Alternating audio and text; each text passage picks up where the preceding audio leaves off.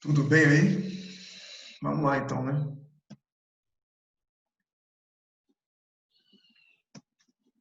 Vou colocar aqui um recadinho amanhã, quarta-feira, bom dia para inscrição no Enem 2020. A pergunta é, será que vai ser em 2020? Bom dia, Fernando, Isabel.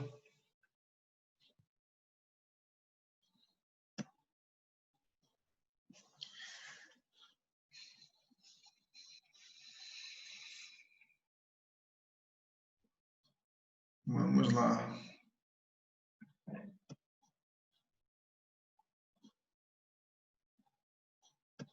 Bom dia, Bruno.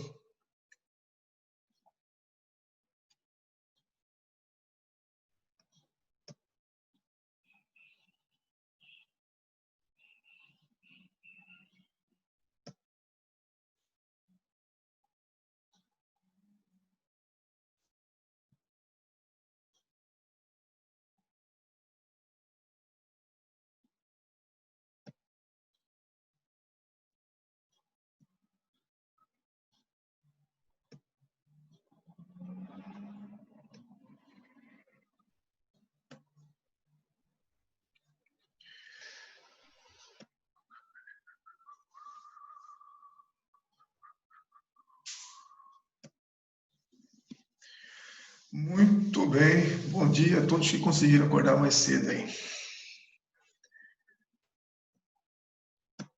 Muito bem, muito bem.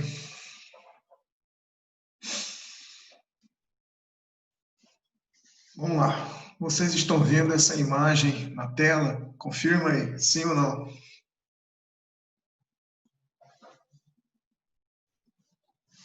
Conseguem ver?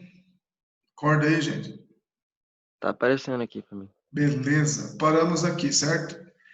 Hoje a gente encerra a história da civilização romana.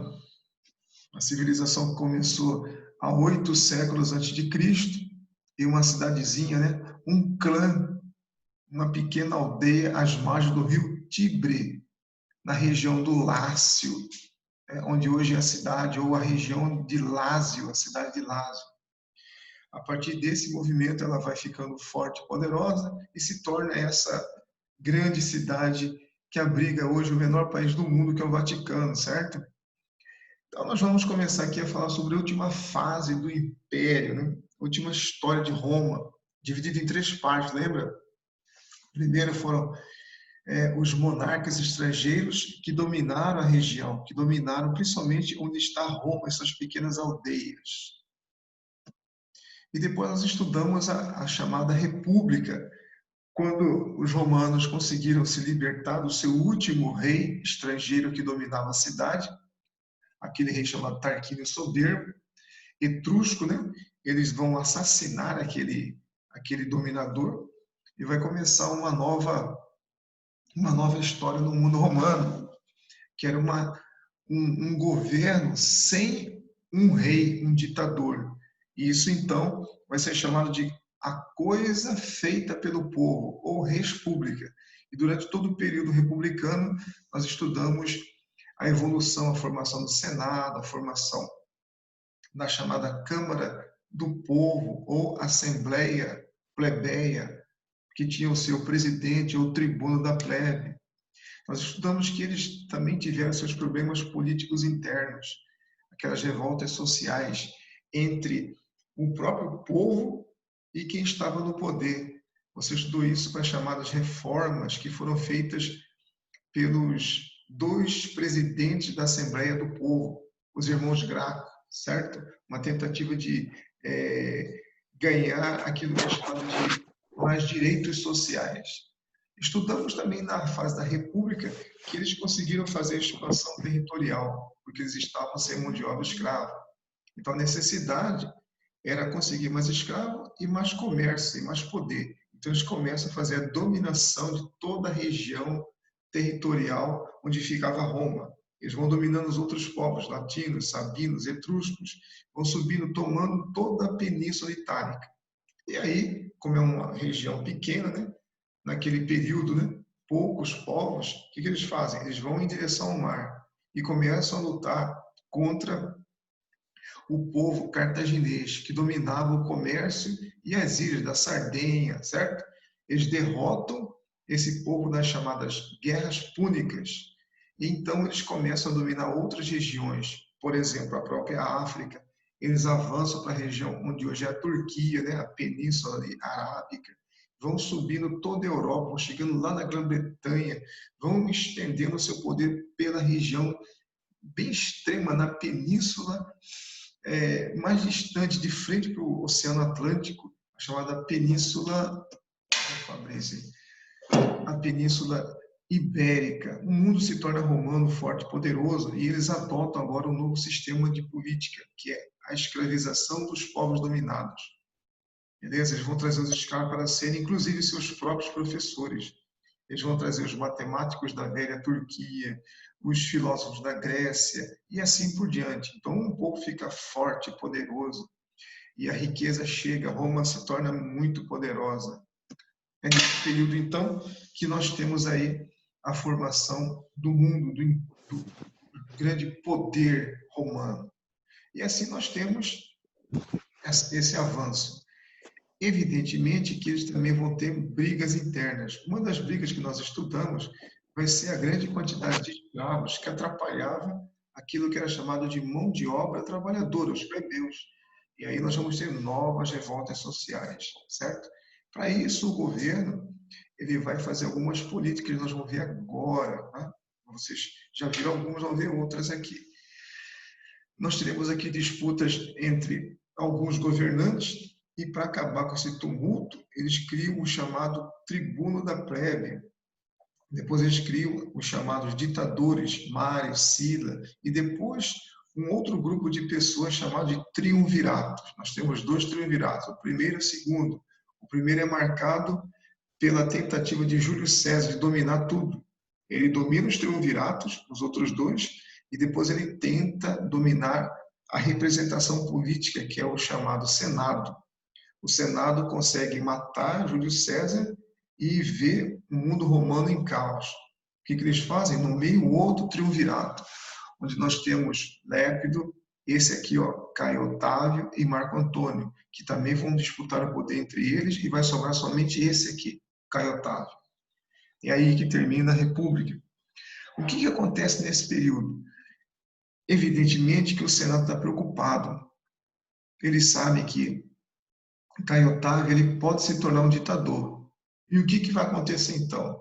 Habilidosamente, eles vão fazer uma jogada política, uma jogada de estratégia. O que eles vão fazer? Aí começa a aula hoje. Essa é uma chamada, uma grande articulação da política dos senadores. Olha como eu coloquei, ó, articulação política senatorial. Mais ou menos como você vê hoje nas aulas de atualidade, estudando sobre as nossas ações na política nacional. Se você tiver assim, umas condições, olhe a política como se fosse um jogo de xadrez, porque senão você vai tomar ojeriza às ações políticas, certo? Que vai fazer relações sociais, jornalismo, todas essas áreas de humanas, principalmente, tem que olhar isso aí com aquele olhar crítico de quem vai fazer a sua boa redação para Enem, beleza? Então, como naquele período, lá no mundo senatorial, hoje nós também temos essas estratégias políticas. E aqui o Senado preocupado, né? Vou colocar aqui até uma imagem para vocês verem aqui, ó. O Senado preocupado, observa os senadores aí, ó. Essa é uma representação daquilo que a gente chama... Opa. Fecha a porta aí.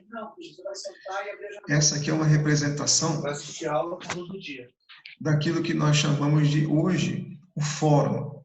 Quem vai fazer o curso de Direito vai frequentar o fórum.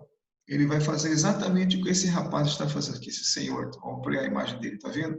Esse senhor aqui está fazendo um discurso para outras pessoas, tentando fazer o quê? Convencê-los. Ele está com um documento nas mãos, está falando.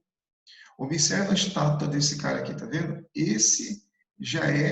Essa é uma representação já do poder de Caio Otávio. Então, os senadores, percebendo que ele é muito forte, ele é um líder do exército, olha o exército ali do lado, tá vendo?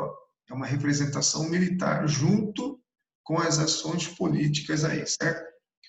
Eles estão, vamos dizer assim, temendo, vamos chamar de medo, desse senhor aqui, Caio Otávio, se tornar um ditador, como César também tentou, Júlio César. Então, o que eles vão fazer? Eu vou voltar aqui para vocês verem. Eles vão conceder títulos, ou seja, alguns agrados a esse grande líder chamado Caio Otávio. Primeiro ele vai ser assim, nomeado príncipes do Senado, ou seja, o primeiro senador, ele vai ganhar esse título, ó que bacana. Depois ele vai ser nomeado para, assim, o primeiro presidente da Assembleia dos Plebeus, tribuno da plebe. O que você vê aí? Ele já é do Senado e também já é da plebe, os dois órgãos políticos representando. O Senado representava os patrícios, certo? E a Assembleia dos Plebeus, o povo. E aí ele vai ganhar o terceiro poder, ele vai ser o sumo pontífice. O que é isso? Nós chamamos de sumo pontífice hoje o Papa da Igreja Católica, certo? Então ele vai ser o cara que representa, ele é o cara mais importante nesse período do chamado mundo politeísta romano. Olha só. E ele vai ganhar outro título, ele é o chefe supremo do exército, imperator. E aí, finalmente, ele vai ganhar uma alcunha de Deus, Augusto. O que quer dizer Augusto? É o bonito, o soberbo, o gostoso, Augusto. Quem tem um nome como esse já sabe aí, né? Por que o Senado está fazendo tudo isso? Para que ele se torne uma pessoa tão importante que ele fique acima do bem e do mal e que o próprio Senado possa o quê? Governar, e não ele, que é um Deus vivo. Olha só que jogada importante. Quando ele se torna imperador, ele vai receber o nome de imperador, um nome quase que assim, de título de Deus. Olha lá. Otávio Augustus, ele não vai se chamar mais assim, Caio Otávio. Ele muda o nome. E ele vai ser, então, o primeiro imperador do mundo romano. Isso aonde? No ano 27, terminando a fase republicana romana. O que o Senado conseguiu com isso? Ele se torna imperador, um imperador quase como eles copiaram do mundo egípcio, onde o cara ele está acima do bem e do mal, então ele precisa de alguém para governar para eles. Quem que vai governar para eles? Os senadores. Então os senadores vão ter um outro título também, além de pessoas de poder econômico que representam a lei, dos chamados patrícios, eles vão se tornar nobres. Somente um nobre pode ajudar um homem que é um Deus vivo. Olha que jogada importante aí, né? Eles deram poder para esse cara. E ele então se torna o primeiro imperador romano, que vai abrir essa nova fase, chamada de Império Romano, que começa no ano 1 e termina lá no século 5, beleza? Só aí nós temos 500 anos de história de império. Eu dividi para vocês aí em duas partes. Alto Império do primeiro ano até o século 3, já depois de Cristo. Mudou, né? Chegou o ano 1, aparece o Jesus Cristo, e depois nós temos o começo da história novamente. Ano 1, 2, 3, e assim vem até os dias de hoje, 2020. O Alto Império, ele é conhecido como apogeu, ou seja, as coisas boas aconteceram nesse período. Evidentemente, a outra fase vai ser Baixo Império, decadência. Quais as principais características que você precisa saber para fazer o Enem, para poder estudar você mesmo, silenciosamente, estudando sua apostila, fazendo seus exercícios? Essas aqui, preste atenção. Primeira coisa, centralização política e militar. Na mão de quem? Do imperador, certo? Mas quem que vai comandar, na verdade? Os senadores. Tranquilo? Então, tudo foi centralizado. Quem que vai ser valorizado? Os políticos, o Senado, certo? E quem? A classe militar, certo? Os militares de alta patente, depois até os soldados. Tranquilo? Percebeu a jogada aí? É nesse período, então, que nós vamos ter uma nova expansão territorial. Por quê? Acabaram as lutas internas, não tem mais brigas, eles conseguiram um equilíbrio nesse período aí. Então, eles vão fazer uma nova expansão territorial. O que eles querem? Mais escravos, mais especiarias. É nesse período que eles vão também agradar o povo. Como é que eles agradam o povo? Com essa política que você já viu em filosofia e sociologia. Se não viu ainda, terá a oportunidade de ver nessas aulas de humanas. Vou abrir para vocês aqui essa imagem. Ó. Dá uma olhada aqui. Tá vendo? Nós temos aqui a política do pão e circo. Você já deve ter assistido aquele filme chamado Gladiador, certo?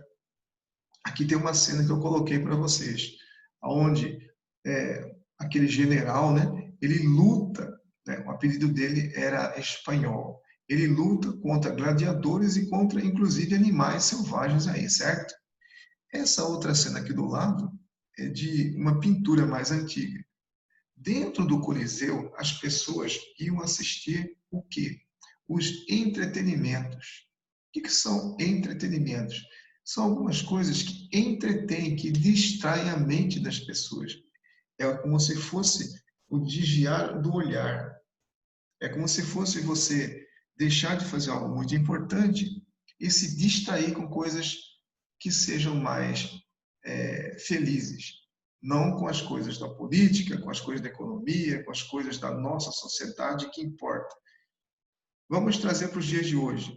Se naquela época eram os espetáculos no Coliseu, de jogos, de lutas de gladiadores, de perseguição aos chamados cristãos, nesse período aqui, nós temos então essas cenas. Hoje tem outras, Big Brother, os campeonatos de futebol, tudo aquilo que entretém a população, onde você fica parado e se distrai com coisas que não têm tanta importância para o cotidiano. No caso, a política. Beleza? Então, os romanos que inventam essa chamada política social. Como é que a gente chama isso em sociologia? Você vai aliciar a população. O que é aliciar? Você vai dominar, você vai entreter. Mais duramente, você vai enganar a população.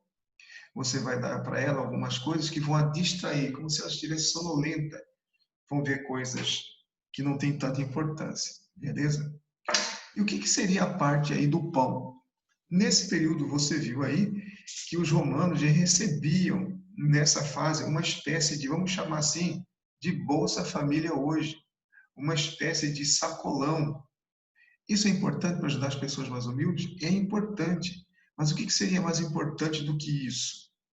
Você fazer com que aquela pessoa tivesse condições de ter um trabalho e comprar o seu alimento e manter a sua vida, e não receber ajudas da população. Outra maneira, migalhas do Estado, beleza? Nesse espetáculo aí, as pessoas recebiam pão, que era uma representação de comida. Era como se fosse um lanche. Você vai assistir um jogo, você vai assistir uma luta do UFC, você vai comer alguma coisa e vai ver o espetáculo. Então, o Estado, naquele período, para agradar a população, ele criou uma série de espetáculos que eram feitos dentro dos fóruns, dentro dos coliseus ou dos circos, onde eles também recebiam pão, frutas e algumas comidas. Eles se entretinham. Então, a pessoa vai lá para assistir um espetáculo e ainda vai sair de barriga cheia. Quem faz isso? O Estado, porque o Estado gosta deles, beleza?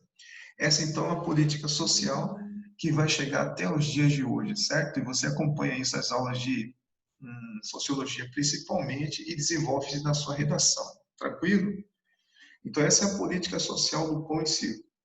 Nesse período, então, você consegue perceber que Roma está centralizada, organizada, não tem mais disputas, o Império conseguiu articular tudo isso, fez uma nova expansão, está controlando inclusive a base da população com espetáculos sociais. Isso é chamado de Pax Romana. A gente chama de Pax ou Paz Romana, beleza? Você já deve ter visto essa expressão aí de Pax Romana nos dias de hoje. É aquele serviço para sepultamento das pessoas, né? Pax Romana. Naquele período aqui, a Pax Romana foi um acordo que o Império fez com os povos que moravam nas margens do Império. Por exemplo, nós temos aí um poderoso grupo de bárbaros chamados de germanos. O Império Romano fez um acordo com eles. Olha, nós vamos te dar terras. Fale, fale. Nós vamos entregar terras para que vocês não invadam nossas terras. Vamos fazer um acordo. Olha o que vocês querem. Terra, então nós damos terra para vocês. E a gente tem um acordo político de não agressão. Essa é uma jogada da chamada Pax Romana, fazer um acordo de paz com outros povos. Quem são eles? Os bárbaros. Quem são esses bárbaros? Os bretões que vivem na região hoje da Inglaterra, certo? O pessoal que vive ali na região da Gália, os gauleses, e assim por diante. Tranquilo? Então, o apogeu do Império Romano é marcado por essas características aí. E aqui eu coloquei esse mapa para você ver a Itália com as cores aí, ó, salmão, onde ela dominou tudo. Dá uma olhada aqui, ó. Desde a Bretanha até a região aqui, ó, chamada Espanha, que hoje é Espanha, certo? E todo esse contorno da África aqui, onde nós temos aí, inclusive, a cidade do Cairo, o Egito Antigo naquele período. Do seu lado direito, onde nós estamos aqui, ó, Síria, Arábia, toda essa região aqui, ó, Capadócia, tudo isso foi dominado pelos chamados romanos. Veja que eles dominam o comércio dentro do mar Mediterrâneo, ou seja, as navegações, e fazem comércio com todo mundo, beleza? Quem são os povos que vivem fora do domínio romano? Dá uma olhada aqui, ó. Olha o que eu disse para vocês ali. Os germanos, certo? Os alemães. Eles vão fazer acordo com eles aqui, acordos para que eles não façam o processo de invasão. Mais acima, nós temos aqueles outros povos que nós estudamos alguns deles, os povos do Extremo Oriente, por exemplo. Mais acima, os hunos, os tártaros, beleza? Esses caras estão fora do domínio romano, a velha Índia, assim por diante. Porém, aqui nós temos um acordo de equilíbrio nesse período, beleza? Avançando aqui, ó. Não se esqueça, é importante você lembrar que é nesse período que vai aparecer uma das figuras mais importantes, tanto na política quanto em outros setores. Para nós, o setor aqui é a religião. Esse senhor, vamos pegar essa pintura aqui, ó, é o Jesus Cristo. Todo mundo sabe que ele nasce na região do Oriente Médio, ele vem ali para a região da chamada Jerusalém, e aos 30 anos, conforme a Bíblia, nós já estudamos os fundamentos, as fontes históricas também estão na Bíblia. Ele começa um processo de pregação, não é verdade? Ele vai fazer a pregação e vai realizando uma série de milagres. Aqui, ele está ressuscitando uma pessoa que já estava morta há alguns dias. Observa, tem algumas pessoas que ficam assim, chocadas. Olha esse senhor de turbante vermelho. Está vendo aqui? Ele fica assim, meu Deus, o que esse cara está fazendo, né? Lembra que nesse período não existe cristianismo, existe judaísmo no mundo, aqui ó, no mundo árabe, certo? Tranquilo? Então, o Cristo vai fazendo milagres e ele vai entrando em confronto com alguns tipos de poderes. Por exemplo, vamos abrir aqui, ó, uma abertura aqui. Lembra que naquele período a região de Jerusalém, toda a região da faixa de Gaza, Síria, Turquia, tudo era o quê? Povo dominado pelos romanos. Olha aí. Quem está aqui no centro é o famoso Pôncio Pilatos. Isso aqui é um filme, você já deve ter assistido. E ele está julgando a minha esquerda aqui, ó, Jesus Cristo, tá vendo? Está acorrentado aqui. E a minha esquerda, a minha direita, nós temos um famoso ladrão chamado Barrabás. Ele sabe que a população gosta muito do Jesus Cristo, que prega, faz milagres, multiplica pão, fala de coisas maravilhosas, mas também ele entra na política. Ele diz o seguinte, que só existe uma lei. Aquelas leis que Moisés deixou, as 10 leis, elas podem ficar abaixo de uma única lei. E ele prega essa lei. Todo mundo sabe a lei. Amai exclusivamente a Deus e o seu semelhante, não é isso? Tranquilo? Então ele fala, se você fizer essa lei, não precisa fazer as outras, você já está fazendo todas elas. E quando ele fala isso, ele vai de encontro com quem? Com a representação política religiosa dessa região inteira, chamada de povo judeu. os judeus não gostam disso e vão começar a persegui-lo. Opa! E nessa perseguição, eles vão reclamar para quem? Quem domina essa região? Os romanos. E os romanos não querem uma revolta religiosa na sua província. Então, eles vão capturar o Cristo e deixar os judeus fazerem o que queriam com eles. E aí você conhece a história. Os judeus não aceitando isso, vão chamá-lo de herege, que ele está fazendo coisas erradas, que ele não, na verdade, não é o Cristo. Ele vai sofrer a chamada peregrinação, lembra? Vai ser coroado com uma coroa de espinho, vai ser açoitado, vai ter que carregar uma cruz, lembra disso? E finalmente vai ser julgado. Quem é que vai julgar? Esse cara aqui é habilidoso. Ele lava as mãos, lembra disso? O cara que lava as mãos, Pôncio Pilatos, e diz assim: quem vai decidir isso não somos nós os romanos, são vocês, o povo dessa região. Porque Cristo era judeu. E ele fala: vocês vão julgar. Quem vai ser liberto agora? O Cristo ou esse ladrão Barrabás? E aí o povo, incentivado pelos políticos, pelos líderes religiosos judeus, inflama o povo para que Barrabás possa ser liberto. Por que eles fazem isso? Eles têm medo dessa nova formação política religiosa chamada cristianismo, que nasce com ele aqui, Jesus Cristo.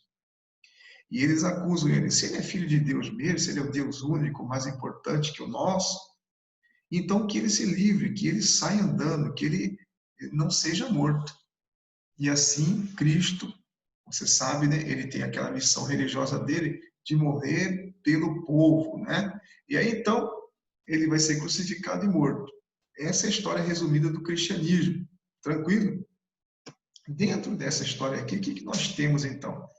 Quando ele morre, acontece uma coisa mais importante ainda para o povo cristão. Ele ressuscita ao terceiro dia, certo? E quando ele faz essa ressurreição, ele prova a todos que ele era filho, na verdade, do único Deus vivo, certo? E ele, então, vence a própria morte, pregando exatamente o que ele disse, que você um dia, mesmo morrendo aqui, se você acreditar, você vai viver onde? Na vida eterna, ao lado do Pai, não é isso? Quando ele faz essa ressurreição, os seus apóstolos, aquelas pessoas que viviam ao redor dele, mais próximas, os 12 apóstolos, começam a pregar, então, essa nova mensagem de Jesus Cristo, certo? Então, não se esqueçam, foi nesse período, no mundo oriental, na província romana de Jerusalém, que nasce essa nova tendência religiosa, que vai sendo construída com a fé em cima dos milagres e na mensagem deixada por Jesus Cristo, beleza? Isso acontece aonde? Dentro do mundo romano, beleza? Isso é importantíssimo. Muito bem. Chegamos aqui ao Baixo Império. Algumas características que apontam aqui por que essa fase do século III até o século V é marcada por problemas, por características negativas que vão levar finalmente o Império a cair, certo? Eu marquei para vocês aqui um negócio chamado de anarquia militar. Todo mundo sabe que anarquia é um tumulto, uma coisa desorganizada, certo? Em determinado período, alguns senadores eles vão levar um projeto que o imperador agora ele tenha poderes de Deus mesmo, certo? Pode fazer tudo o que ele quiser. Você já viu? Porque quando ele for um Deus, ele sequer vai ter condições de administrar o mundo que nós vivemos. Quem vai fazer essa administração ou é o grupo militar ou é o grupo dos políticos, dos senadores, certo? Então, nesse período aqui, nós temos, então, alguns imperadores que vão ser chamados de imperadores imorais, profanos, aqueles que fazem um monte de coisas erradas, mais ou menos como alguns políticos que nós vimos durante toda a história da humanidade, certo? Aqui eu peguei um que vocês, só de olhar a imagem, vocês vão perceber o que ele está fazendo. Ele está mandando incendiar a cidade de Roma. O que é incendiar Roma? Incendiar alguns dos seus mais importantes monumentos, beleza? Esse cara que está aqui, que fez isso aí, é o Nero. Todo mundo já ouviu falar dele, não é? Nero é aquela pessoa muito fora da casinha, um cara muito louco, que ele gostava de música, ele se dizia um verdadeiro cantor, um cara que escrevia várias canções. Veja aqui, ó, ele está cantando enquanto Roma pega fogo. Algumas pessoas estão dando risada aqui, certo? E esse rapaz está tocando uma lira. Ele estava muito depressivo, ele teve uns problemas políticos aí, né? E ele então, na sua depressão, na sua loucura, reza a lenda que ele teria mandado incendiar Roma. Lá naquele período aconteceu um grande incêndio e ele é acusado de responsável disso. Então entra no campo das lendas, certo? Mas além disso, ele é um cara muito fora da casinha de novo, muito louco. O que ele fazia aqui? Ele tinha relações incestuosas, era um cara que gostava de festas cheio de vinhos e tumultos, ou seja, era um imperador que não representava as questões políticas, certo? Por que os senadores aturavam ele? Exatamente por isso, para eles terem o poder, fazer as coisas, enquanto que ele ficava se divertindo com essas loucuras. Quem paga com isso? A população, não é verdade? Quando nós temos um governante que não administra direito, em qualquer setor da história da humanidade, nós, a população em geral, paga o preço disso. Então, esse aqui é típico e caracterizado como um rei louco, imoral, Nero. Nós temos aqui um mais complicado ainda, ó. Veja o nome dele aqui, Calígula. Né? O nome dele era Júlio César, né? Pompeu, era bisneto do primeiro imperador, Caio Otávio, ou seja, tinha uma linhagem importante, né? E o apelido deles era Botinha, porque Botinha é isso aí, Calígula, ele era pequeno, mas ele foi um cara muito cruel, muito desvairado, um cara que fez coisas erradas também. Para você ter uma ideia, ele era tão louco que ele nomeou como primeiro-ministro, vamos chamar assim, uma espécie assim de ministro na época, o seu próprio cavalo. Imagina a loucura desse cara. Ele é que vai criar os grandes festins em homenagem àquele deus chamado Baco, lembra? O deus da fartura, o deus do vinho. Esse cara aqui era muito fora de todos os setores normais da consciência humana. Então, ele também é caracterizado como um rei moral, um rei que prejudicou. E assim nós tivemos outros, Tibério, outros reis que se encaixam nesse período. Então, nós temos imperadores muito loucos aí e os generais que administram toda a região de verdade, junto com os senadores. Percebeu? Então, isso é uma característica ruim de uma população, de um povo, de uma história. Enquanto esses homens administravam o mundo romano, ele não tinha mais aquela riqueza, aquela opulência, aquele vigor econômico. Estava tudo bagunçado, certo? Essa é uma característica, essa anarquia militar e de seus imperadores. É nesse período que nós vamos ter o Império Romano com seu exército sendo fragmentado, beleza? O que é fragmentação? O império está muito grande e os imperadores, evidentemente, junto com os senados, resolvem fazer o que? Parar a expansão. Por quê? Você viu o mapa, né? Olha o tamanho do Império Romano. É difícil administrar.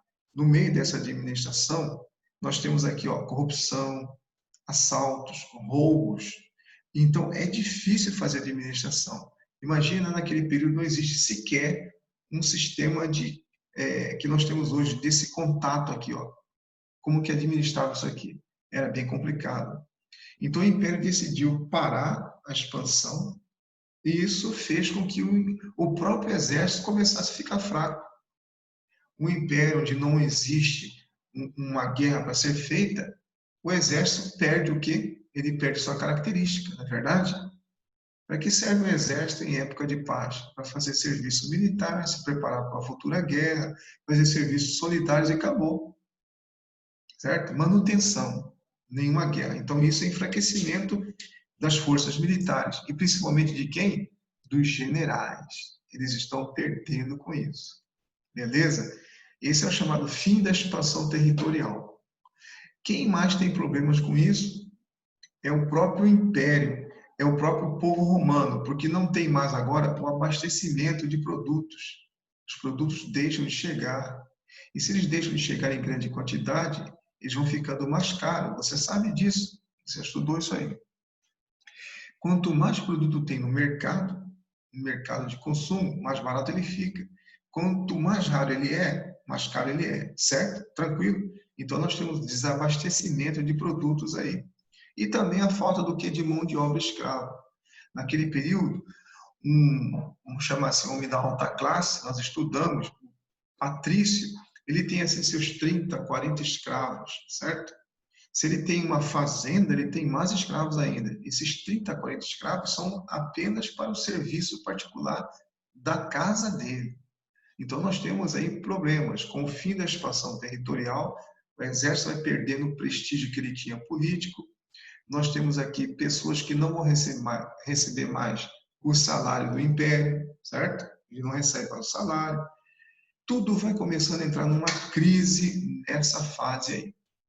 E aí, então, eu coloquei para vocês aqui, ó, as tentativas que alguns grandes imperadores fizeram para tentar conter essa decadência do Império Romano. Diocleciano, esse é um dos grandes imperadores. Olha a fase aqui para você ver onde que eles estão trabalhando, ó, século III ao século IV. O que esse cara vai fazer?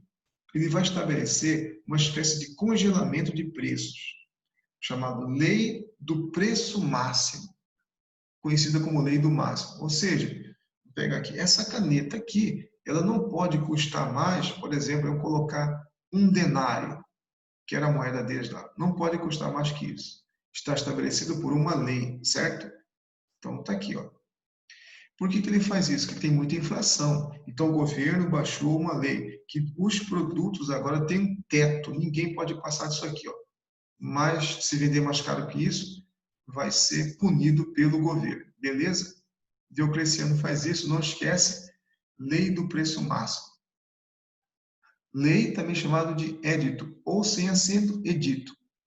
Outra lei, outro edito, tetrarquia. Todo mundo sabe que tetrarquia são 4 partes. O Império Romano vai ser dividido em 4 partes. 4 partes com 4 administradores, ou seja, 4 imperadores. Tranquilo? Muito bem. Tudo isso para quê? Para tentar conter essa fragmentação, essa desarticulação do Império Romano, beleza? Constantino, outro grande imperador, que vai estabelecer aqui, presta atenção, a liberdade religiosa para os cristãos. Você sabe que a população romana, ela foi acolhendo toda aquela pregação feita pelo Jesus Cristo, assim como toda a região do Oriente Médio, porque os seus próprios apóstolos, Pedro, Tiago, João, todos aqueles lá, eles começaram a fazer a pregação e também exercer milagres. E as pessoas adoram essas coisas, certo? Eles se veem, então, encantados por isso.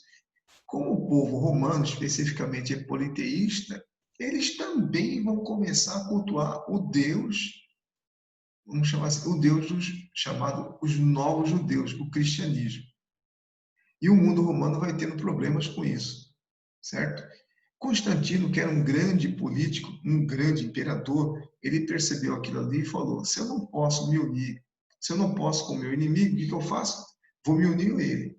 Então, na cidade de Milão, ele baixa uma lei que os cristãos podem exercer sua liberdade espiritual. Eles podem cultuar também. Onde que ele se baseia nisso? Ora, se nós temos nossos vários deuses, por que não podemos ter mais um? É só mais um. E assim ele acaba com essas brigas que envolvem o povo romano contra o povo convertido cristão. Olha que habilidade, tranquilo? Constantino também responsável pela divisão do império, não mais em 4 partes, como fez Diocleciano, mas em 2 partes.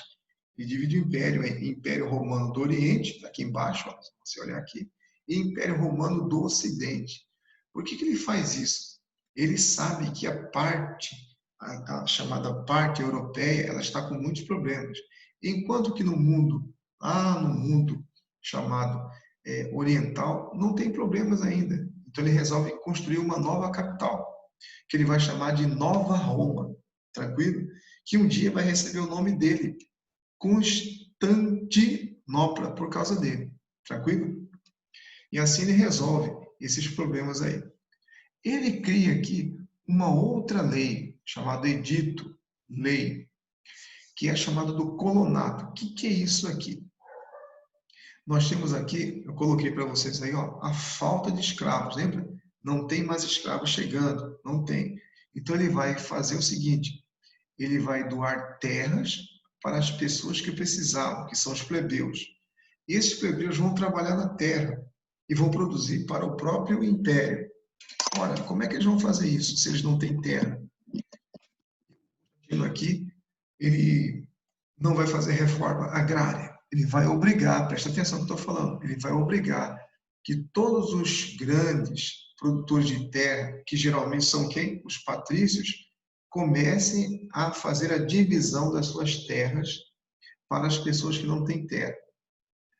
Evidentemente que o povo vai gostar disso, mas e o homem rico, o patrício?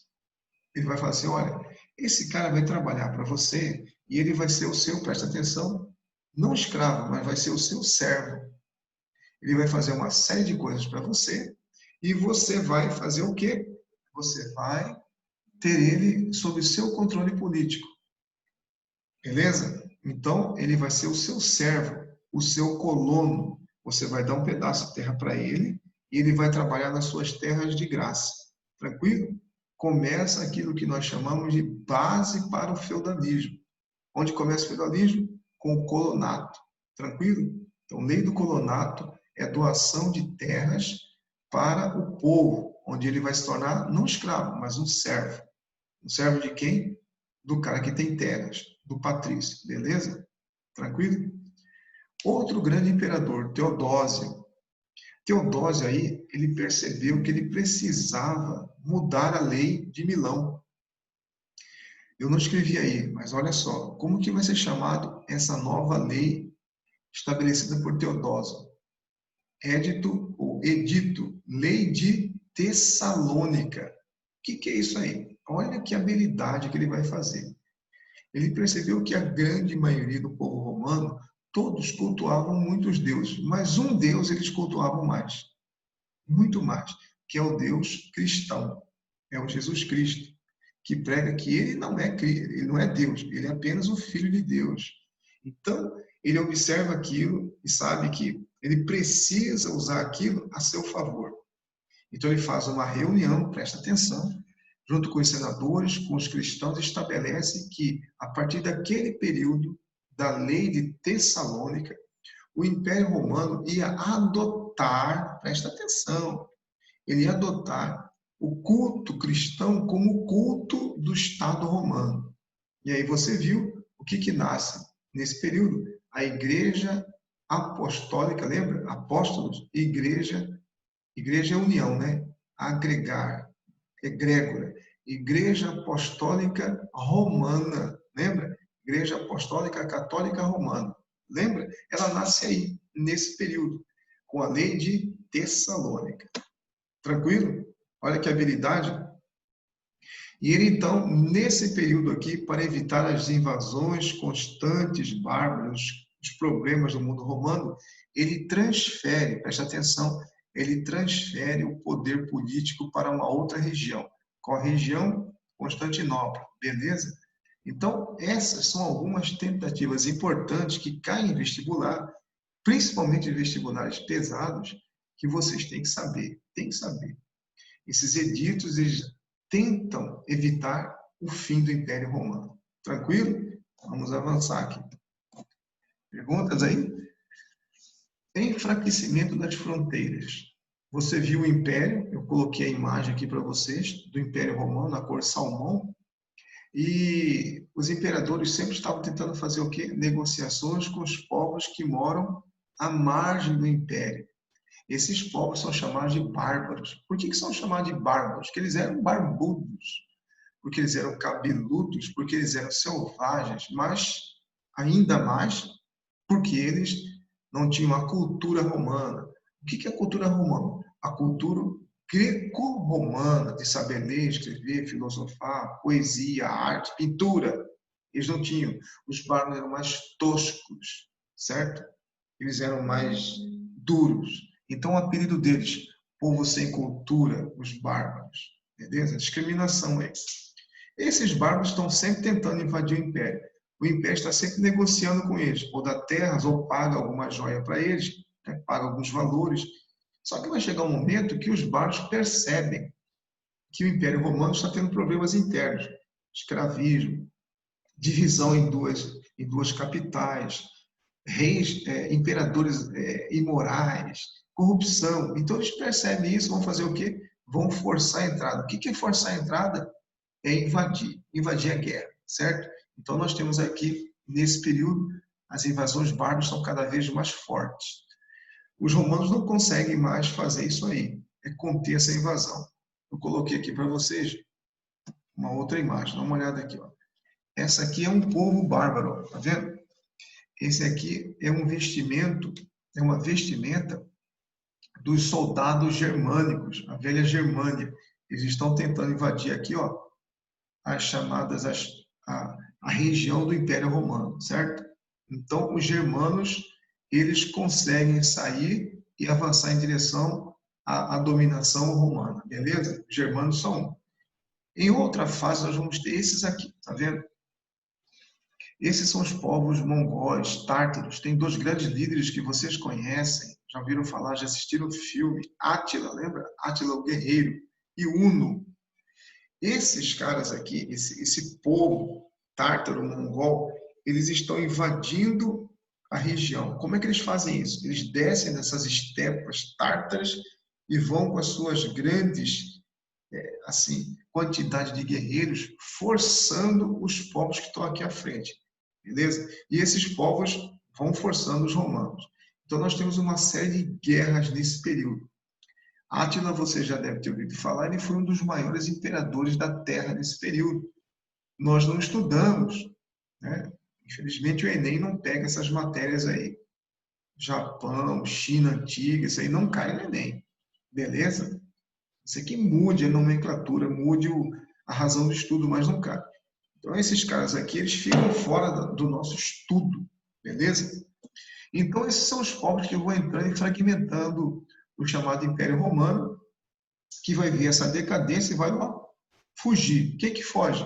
Evidentemente, quem foge é quem tem dinheiro, né? Quem não tem dinheiro fica e vai sofrer as consequências dessas invasões. Quem tem dinheiro faz assim, ó, sai do Império Romano. Onde que fica o Império? Roma. E vai para onde? Para aquela capital que foi construída, chamada Nova Roma ou Constantinopla, certo? E esses caras aqui, no mundo romano, vão invadindo tudo que era Roma. Quem são esses caras? Matéria a ser estudada lá na Idade Média, ó. Hunos, ostrogotos, visigodos, vândalos, umbrios, são esses povos aí. Os germanos é uma ramificação que tem esses caras aí, ó, anglo-saxões, francos, álamos. Só de você olhar aí, você já vai perceber que esses povos romanos, esses povos bárbaros, eles vão se estabelecer e um dia vão formar o quê? Algumas regiões que você já visitou ou você já viu por filme. Ó, a França dos francos, ó, os anglos, a chamada região da Inglaterra, beleza? Então são esses povos que vão invadir, vão tomar as terras desse povo aí, povo que nós estamos estudando romano, e vão se solidificar. E um dia eles vão virar o quê? Reinos bárbaros. Depois vão se tornar o quê? Reinos, atenção, feudais, terra. E um dia vai se tornar o quê? Países europeus. Tranquilo? Facinho? Então estão invadindo aí, ó. Com essas invasões nós temos mortes e principalmente, ó, êxodo urbano. O pessoal vai fugindo, o pessoal sai da cidade de Roma e vai para onde? Para o campo. Eles vão se espalhando. É a decadência do império. O que esses bárbaros trouxeram para nós aí? Falta de Estado organizado. Como é que funcionava? Tinha um rei, geralmente o rei era o quê? Não é que era o cara mais habilidoso na política, ele era o mais inteligente. Ele era o cara mais guerreiro, ele era o cara mais forte, o cara mais machão daquele período, certo? Então esse cara era o guerreiro.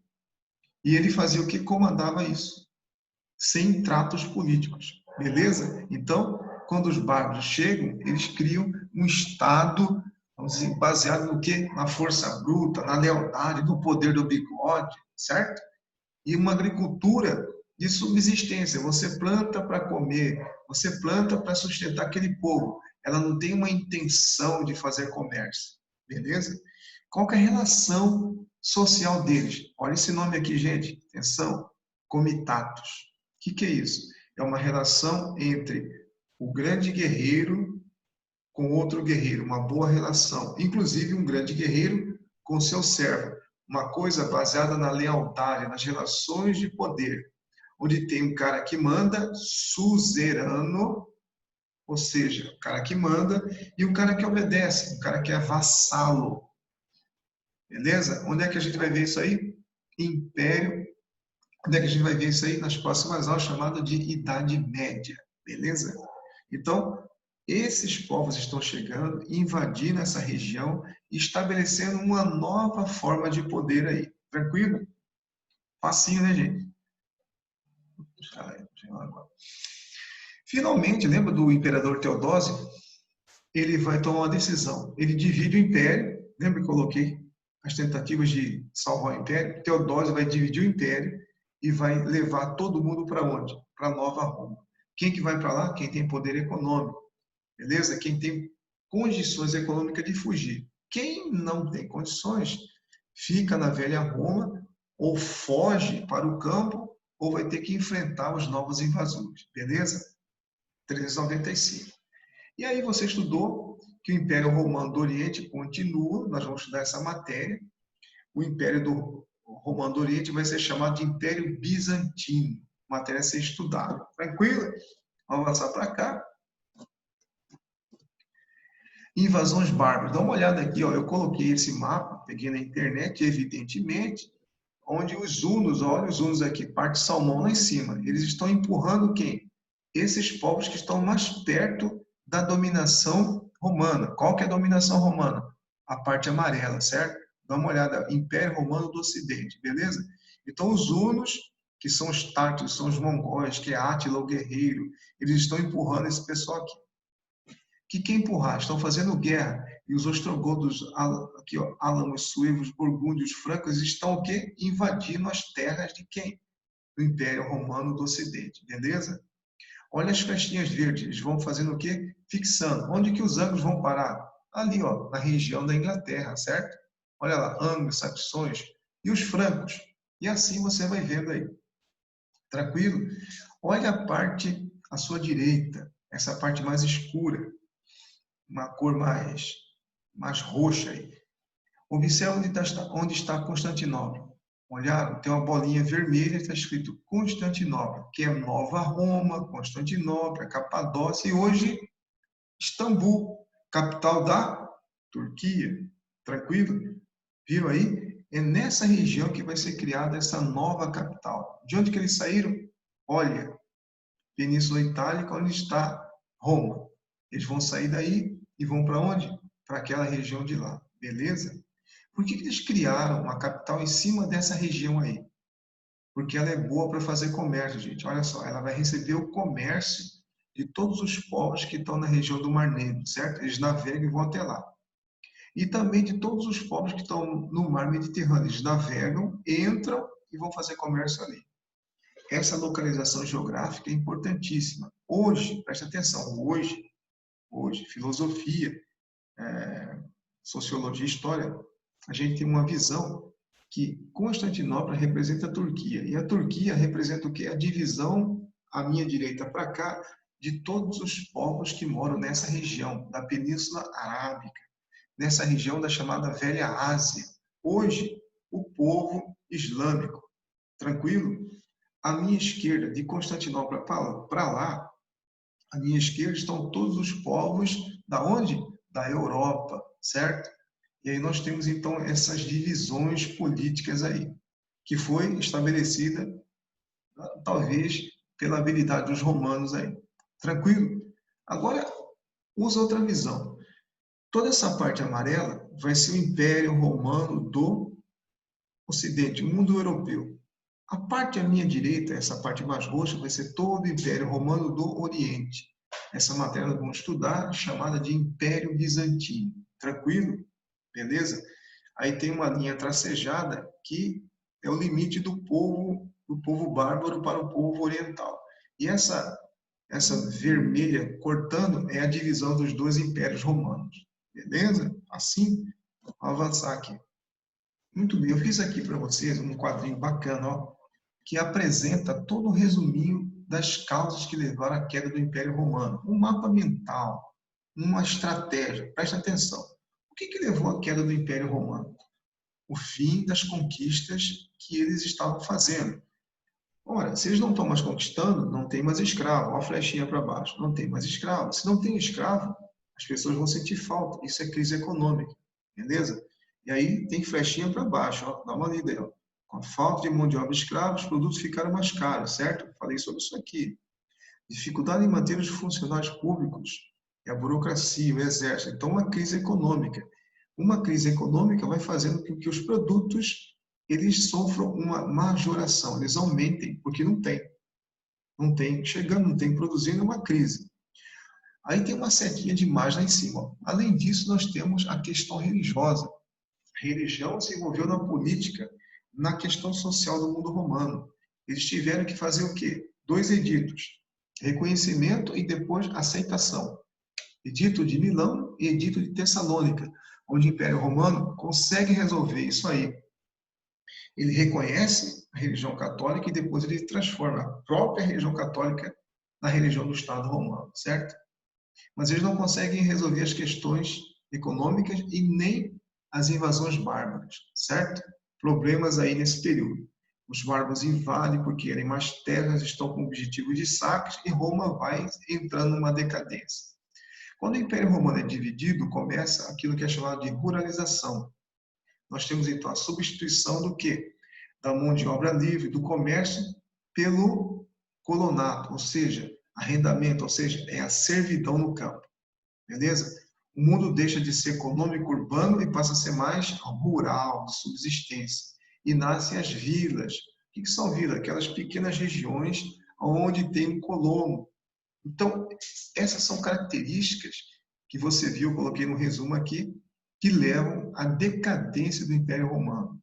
E a última atacada, a finalização, é a invasão dos bárbaros nessa fase aí. Em 476, vocês estudaram, nós temos Roma sendo invadida e o rei sendo morto aí. O último rei, Rômulo I, último rei, último imperador do mundo romano aí. Beleza, gente? Tranquilo aí? Ao bode aí. Perguntas? Pergunta aí, gente. Vamos lá. Tem perguntas. Diga. Sem perguntas? Entenderam tudo? Aham. Aham. O Fabrício é corintiano, cara. É sério? Gurizada, alguém me mandou uma mensagem no bate-papo aqui. Meu Braga dando bom dia. Gurizada, o negócio é o seguinte, Roma é importante, tem que estudar. Agora nós vamos fazer alguns exercícios aí para a gente solidificar a nossa aula. Vamos ampliar aqui, compartilhando tela. Já fizeram essa aqui? Vou fazer algumas dessas aqui. Fizeram ou não? Essa aqui é a lista 8. Acho que não. Tem que fazer, tem que baixar lá, hein? Estou olhando aqui quem está baixando e quem não está, hein? E já recebi várias listas que vocês mandaram, beleza? Mas muitos ainda não mandaram nada, hein? Por não ficar chorando aí. Muito bem, senhores. Ó, tem até aqui, ó. Letra legível, caneta, ó, 26, essa aqui é para 26 de maio, ó, que é hoje, hein? Ó.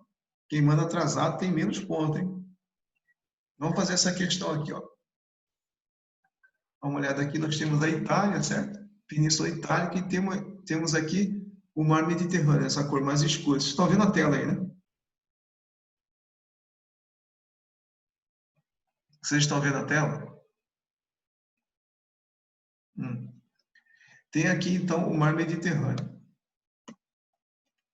Esse é o sistema. Dá uma olhada aqui o número 1. Aqui nós temos a Tunísia, número 2, nós temos a França, número 3, a Espanha, número 4, o Marrocos, número 5, o Egito. Beleza?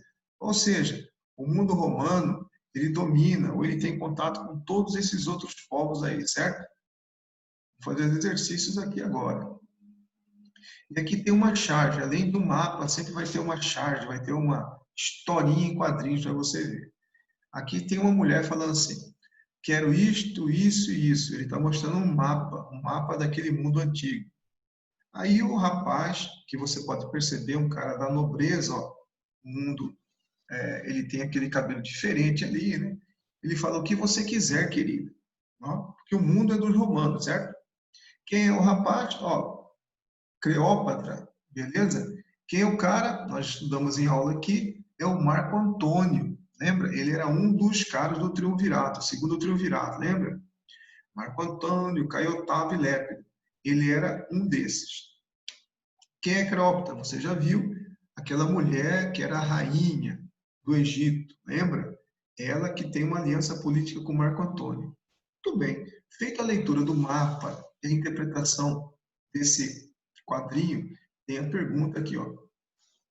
O cartoon trata das relações entre o Egito, na figura da rainha, e Roma, na representação de Marco Antônio, durante a crise naquela fase da chamada República Romana.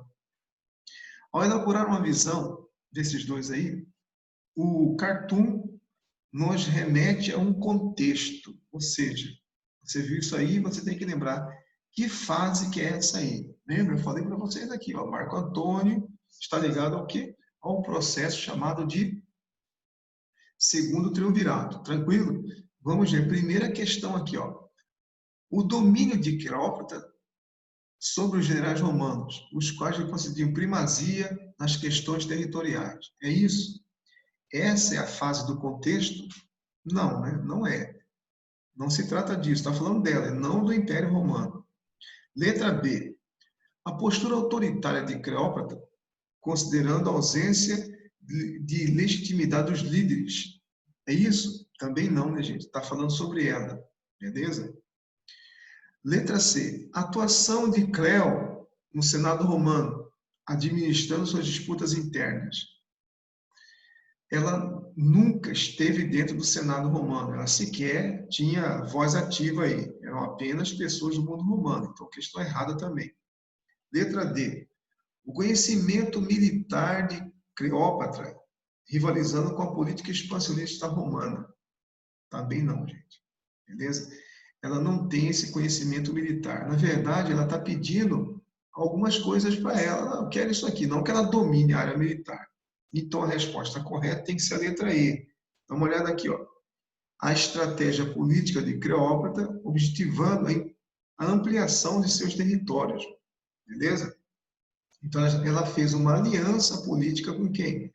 Com Roma. Com quem? Com Marco Antônio. Inclusive, os dois tiveram uma relação de amor, hein? Tranquilo? Então, ela era muito habilidosa. É dessa maneira aí que você tem que ver e interpretar isso aí. Tranquilo? Olha só, o cara colocou o mapa, eles colocaram a questão de uma história em quadrinhos, que é a cultura geek, né? Onde foi dia da cultura geek. E aqui é uma questão de interpretação, onde você vai ver essa aliança política de Cleo, rainha do Egito, né? Com o famoso aqui imperador ainda não, né? Com o famoso triunvirato Marco Antônio. Tranquilo? Muito bem. Segunda questão aqui, ó. A história das crenças religiosas revela seu significado para as culturas do mundo antigo, e inclusive até os dias de hoje. Na Roma antiga vai surgir o cristianismo. Como é que surge o cristianismo aí? Uma questão que sempre vai cair nas provas é sobre religião. Qual religião? Aquela que é estudada na nossa apostila, nos livros aí. Cristianismo. Cristianismo, islamismo, certo? Judaísmo. Então, cristianismo. Avança aqui, ó. Você vai marcar agora aqui o que é certo e o que é errado. Você vai circular, beleza? Primeira questão, 00. O cristianismo nasceu, como é que ele foi aqui? Ele favoreceu os defensores do governo republicano, quebrando as tradições que existiam e melhorando de imediato os grupos que viviam na pobreza. O cristianismo faz isso? Ele estabelece isso? Não, né, gente? Ó, onde que está o erro aqui? Ó? Ele não traz aqui essa defesa dos governos republicanos. Pelo contrário, né? O cristianismo, ele tenta ajudar principalmente a base da população, certo? Ele tenta, mas ele não se mete nessa política aqui de governo republicano romano. Errado aqui, beleza? 01. Não afetou a ordem sociopolítica, pois defendia valores que já eram aceitos por todo mundo, desde os tempos da monarquia romana. Vocês estudaram, eu falei para vocês, tem que ler, revela novamente, que afetou sim a ordem sociopolítica naquele período. Os romanos aqui, eles ficaram aborrecidos com as crises que a questão religiosa produzia. Beleza? Então, ele afeta a ordem da sociedade, a ordem política. Tanto é que os romanos têm que criar aqui uma lei para reconhecê-los, certo? Edito de Milão e depois Edito de Tessalônica. 02 aqui. Ele trouxe proposta de mudanças sociais?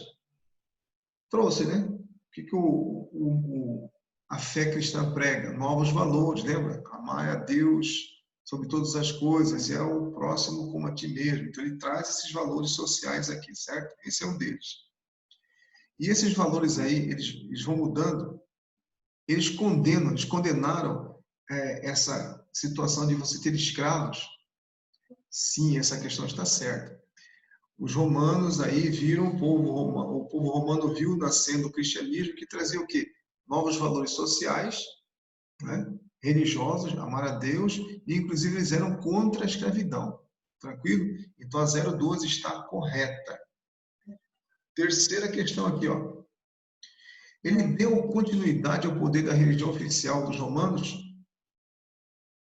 preservando os princípios dominantes daquele período? De novo, deu continuidade ao poder da religião oficial? Não. Ele ia de encontro aos deuses politeístas. Eles eram Deus único. Então, eles não vão de encontro. Eles não aceitam. Errado. E nem preservam as questões dominantes daquele período. Errado.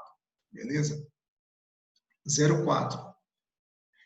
Conseguiu abalar os costumes e relações sociais com ideias que traziam objetivo mais concisos? Sim ou não?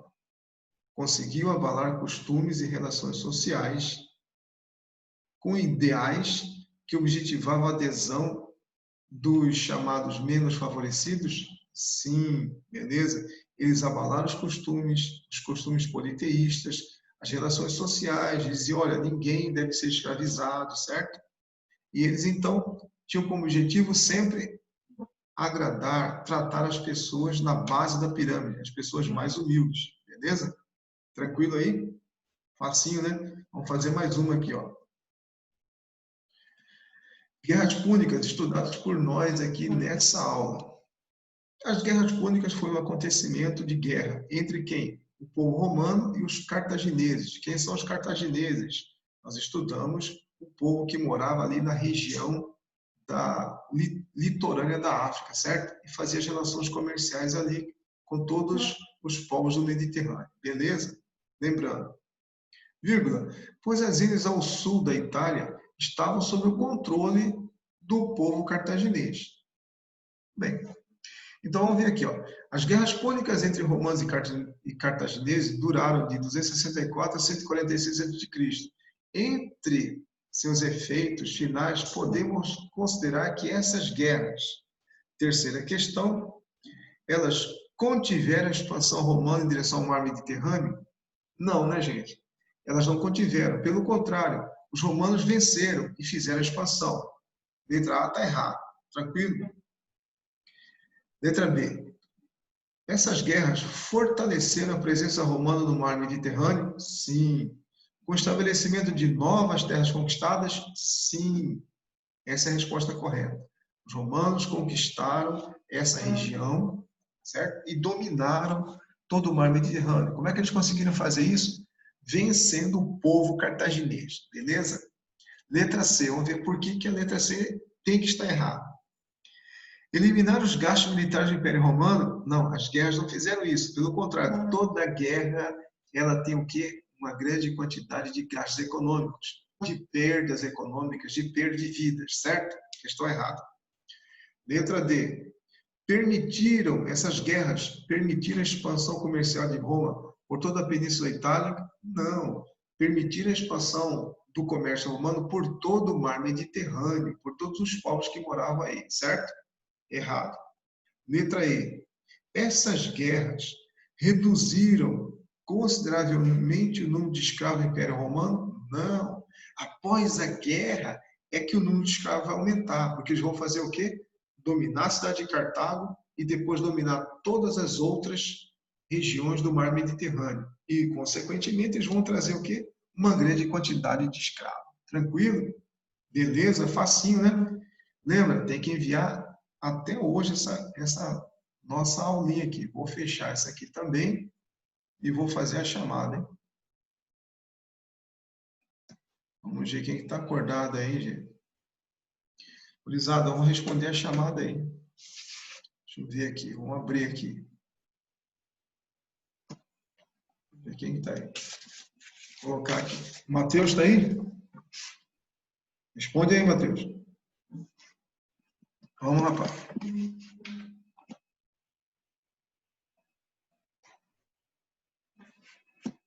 Matheus?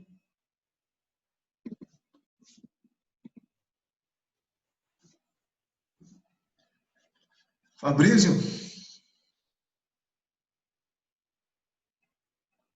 Qual? Opa.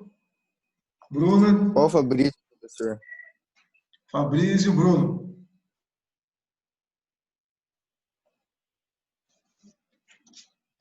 Murilo? Eu. Eu tô aqui, professor. A Bruna tá aqui. Ok, Bruno. Bode, eu tô aqui, é o Arthur. O bode. Braga, você estava jogando, né, Braga? Não, fui lá buscar meu fone. Não conseguia falar. Braga, Fabrício, Bode, Bruna. tô aqui. Cadê o Murilo? Tá, deixa eu contar a verdade, Tô bode. aqui, professor, tô aqui. Ah, tá certo, tá certo. Deixa eu contar a verdade. Eu tava Conta a comendo verdade. pão e eu fui levar o prato na cozinha. Você Aí eu estava tava comendo, assistindo né, aulas. Guri? Não, eu tava, mas eu tava assistindo aulas. Tá bom. João Gabriel, tá aí? Aqui. Bode. Beleza. Bode, você me chamou? Bossai, Guilherme Bossai. Ainda não. Jaime tá aí? É que eu tinha saído, né? Eu ouvi que Jaime. você já tava falando. Jaime, cadê? Presente. Ah, beleza. Rafael tá aí? Rafael Chaparro.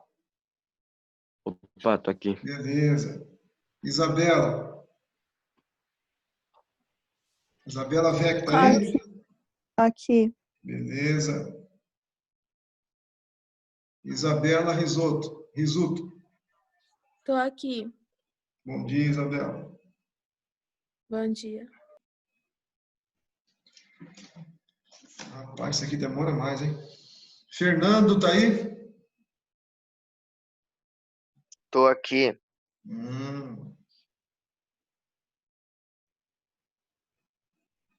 Bruno de Godoy.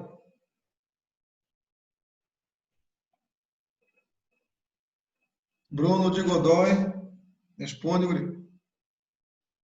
Pedro Maia.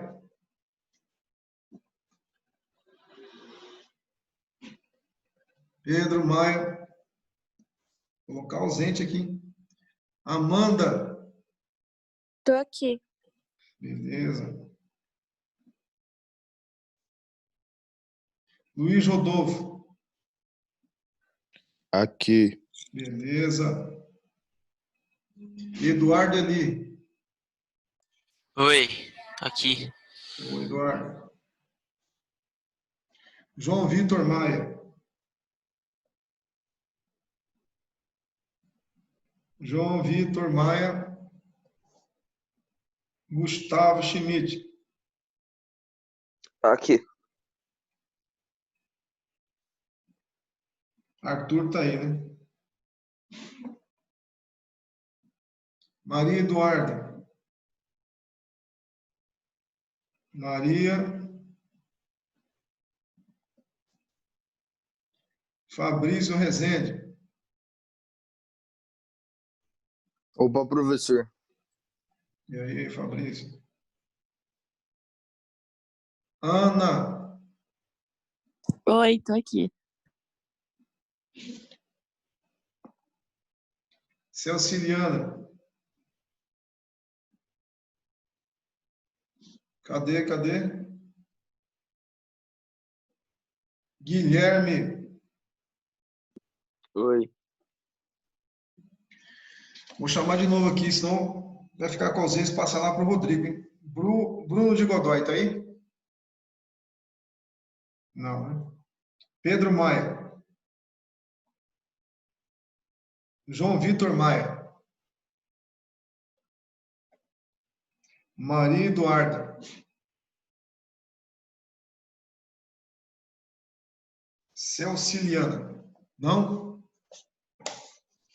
Quem não está aí, vou passar lá para o Rodrigo, hein? Gurizada, vou colocar de novo a relação das nossas atividades que vocês têm que enviar, beleza? Vou colocar no Sysflame o nome delas, beleza? Para você não se perder aí, tranquilo? Vou colocar no online e no convencional para você baixar ela, tranquilo? Continue mandando no e-mail, beleza? Abraço a todo mundo, boa aula para vocês aí, boa semana. Não esqueçam amanhã, inscrição, último dia do nosso Enem, belezinha? Bode. Falou, bode. Ô, Bode, Falou, Fala. bode. um beijo Falou, bem Bode. gostoso pra você. Falou, bode. Beleza, abração para todo mundo aí. Abraço, Falou. abraço. Falou, Abração bode. aí. Valeu, gente. Valeu, Falou, Eduardo. Valeu.